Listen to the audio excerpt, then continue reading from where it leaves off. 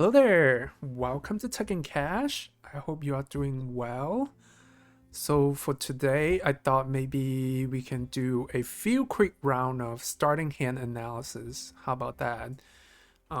That seems to be quite popular, either on my channel or on the tournament Discord. People are always discussing strategy around starting hands. So let's do a little bit of that.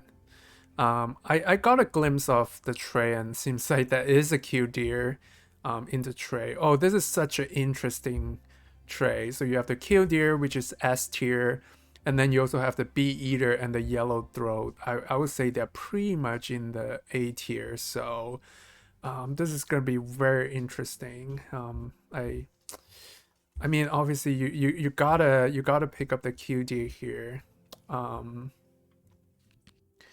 Bird counter, yeah, with killdeer, kind of feeling confident about the bird counter here. So, I mean, here's the thinking: like, if you're going first, that's killdeer in the tray. You pick up the killdeer. Your opponent pretty much is gonna deny the bee eater because having killdeer and bee eater in the grassland is just too strong. You gain grub, you gain card, you gain eggs. So pretty much you guarantee your opponent is going to pick up the beater. Well, the question is like, after your opponent pick up the beater, do you have to deny the yellow throat? That's just something to think about. So yeah, killdeer must pick. So with a killdeer now you have to worry about your forest. Like, how do you build up a forest here? This seems to be always to be the case. So like, California Quill would have been a nice start to the forest because you gain eggs in the forest, but lo and behold, there is no grain in the bird feeder to jumpstart your quill. The bird feeder really kind of not ideal here. Alternatively, you can also go with the red kite. So that's like 2 food, and then you can play the killdeer. I mean, the interesting thing about this analysis is that I'm thinking for tournaments, so I play a lot on the Wingspan tournament Discord, and we have house rule that the like the power 4 birds, so the killdeer, raven, and Franklin's Skull cannot be played until round 2. So you kind of have to plan out your route for the whole round 1 if even if you got Franklin's Skull. So yeah, this is gonna be kind of tricky, or the killdeer in this case. So I'm kind of tempted to go this because with the sandpiper down in the wetland in round 1, you can still draw some card and try to figure out what you're gonna do for the rest of round 1. Again, this is assuming house rule here, and the sandpiper itself is like 1 food for 5 points. It's already great value, so that's really nothing against it. So yeah, kind of what I'm leaning for, like sandpiper in wetland, and then if I need to play the red kite for the forest, hopefully you can draw some better bird with the sandpiper. But yeah, definitely pick up killdeer. Turn 1. All right, what else do we have here? Oh, this is also not bad. I mean, look at this. All right, Greeb A tier for wetland card draw. The jungle is really interesting here because here's the thing: you have Greeb, which give you strong card draw because you net 1 card with the Greeb, and then you know that your opponent is gonna pick up killdeer, so you can safely assume that you're gonna pick up the bee eater. So with the bee eater and jungle, you are gaining 2 food in your grassland. So I think this is the way to go. And there's a grub in the feeder as well that you can pick up to play your bee eater. I think this is quite a good setup here. So the question is, do I want to go ecologist or fishery manager? I feel like ecologist is a safer bet here. Yeah, I kind of want to play this out a little bit and see how this go. All right, pick up the cute here. Oh, rough. I mean, even in this case, very tempted to pick up the bee eater, but you gotta pick up, or very tempted to pick up the rough because it's just so good in early game. But you have to pick up the bee eater here to build a food grassland, and then going back to here. I guess, do you pick up the rough here? I think you still do, right? Because with the bird counter, that is, you get extra 2 points for the rough, and they help you to cycle cards. So yeah, I think you still pick up rough here.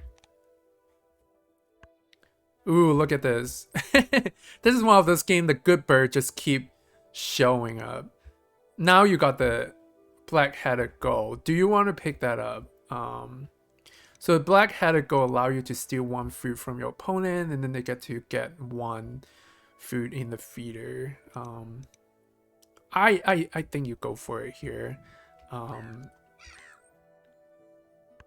And yeah, that's about it. So like, you know, here again, my thinking is, you know, play the sandpiper, do some card draw.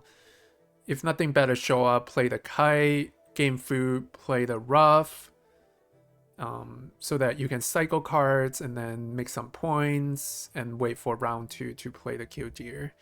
And then all right, let's just like play it so that I can go to the second hand here. And then what do we have here? So here, I guess do you go for the, I mean, you can either go for the goal and the grebe and, you know, start digging and stealing food. Those are not the greatest food, but, you know, food is food. Or if you want to go safe, you can pick up, you know, the grub and then play the bee eater and start generating free food. Generating free food that you can play other bird. So that's one way to go. So yeah, I guess, you know, up to how you feel, how much risk you want to take. So yeah, I don't want to go too deep into that. Kind of want to do like a second round here. Let's see what other hands do we have. All right, interesting. So flycatcher, great start for the forest. Harrier, not ideal, but could potentially be a good wetland option. Okay, you have anatomist or fruit web expert. All right. Not really gonna focus on the bonus card here, but okay, let's see what's in the tray. Ooh, the Alduin's Goal. I guess you gotta pick that up, right? Because that's such a good option for wetland. So assuming you picking that up. So before seeing the goal, I was thinking like, can you start with this? And then what food do we have? Yeah, you don't have a fish there, but if that's a fish, potentially you can kind of draw food for a few times and then play this big point bomb with the heron and harrier in the wetland, and then build up your wetland. But now we have the Alduin's Goal, so I guess, do you go with this? Do you still keep the harrier here?